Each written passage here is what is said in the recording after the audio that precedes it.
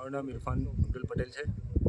આજ રોજ અમે 500 ખેડૂતો જે એક વર્ષથી અમે આનો સખત વિરોધ કરી રહેલા છે લાઈનનો। એનું કારણ છે કે પહેલો જે 2021નો એવોર્ડ હતો એને આખો ચેન્જ કરીને રૂટ ચેન્જ કરેલો છે। એનું કારણ એટલા માટે લોકો ચેન્જ કરેલું છે કે લીંબડી અંબેલ પુખાજન જીઆઈડીસી એપોઇન્ટ થયેલું 2019માં, ત્યારે પહેલાં અહીંયાથી લાઈન નીકળેલી। તો જીઆઈડીસીએ જ્યારે પરમિશન ન આપ્યું તો આ લોકોએ નવો એવોર્ડ સંપાદનનો એવોર્ડ જાહેર કરી અને નવા બીજા ખેડૂતોની બહુમૂલ્ય જમીનની અંદર કામ કરી રહેલા છે। પ્લસ બીજું કે કેટલાક ખેડૂતો એવા છે લીંબડી પખાજનના કે એ લોકોની આજે પણ સંમતિ નથી, મંજૂરી પર સહી નથી। જ્યારે એ લોકોને પૂછે તો એમ કહે છે કે બધાની સહી મંજૂરીવાળો લેટર અમારી પાસે છે। એમની પાસે માગવાથી કોઈ પણ જાતનો પુરાવો એ લોકોએ આજ સુધી રજૂ કરેલ નથી।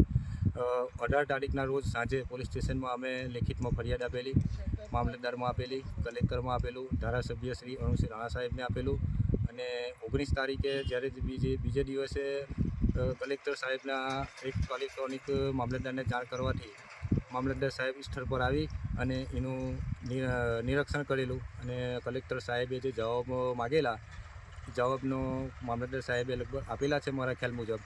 અમે તો અમારી રીતે અમારા જવાબો આપેલા જ છે, પણ જ્યારે એમના અધિકારીઓને બોલાવવામાં આવેલા આ લાઇનના તો એક પણ માણસે આજ સુધીમાં મામલતદારશ્રી સાહેબને જવાબ રજૂ કરેલ નથી। જે કાગળો માગેલા છે એ પણ રજૂ કરેલા નથી। તદુપરાંત આજે 20 તારીખના રોજ સવારમાં 9 વાગ્યે હું ઘરે હતો, ટેલિફોનિક જાણીથી બીજા ખેડૂતનો ફોન આવ્યો કે તમારા ખેતરમાં પોલીસ પ્રોટેક્શન સાથે આ લોકો આજે કામગીરી કરવા આવી રહેલા છે। તો મેં મામલતદારશ્રીને પણ રજૂઆત કરી તો મામલતદારશ્રીએ કીધું કે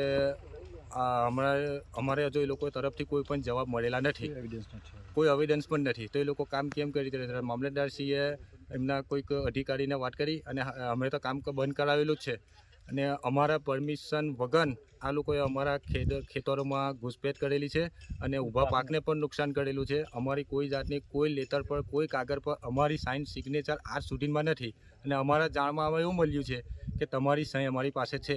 અમે માંગણી કરી પણ અમને એક પણ લેટર આપ્યો નથી। એટલે એનો મતલબ એવો થાય છે કે આ લોકોએ ખેડૂતોની પણ ડુપ્લિકેશન સહીનો ઉપયોગ કરેલો છે। જો સાચું હોય તો અમારી સામે રજૂ કરે।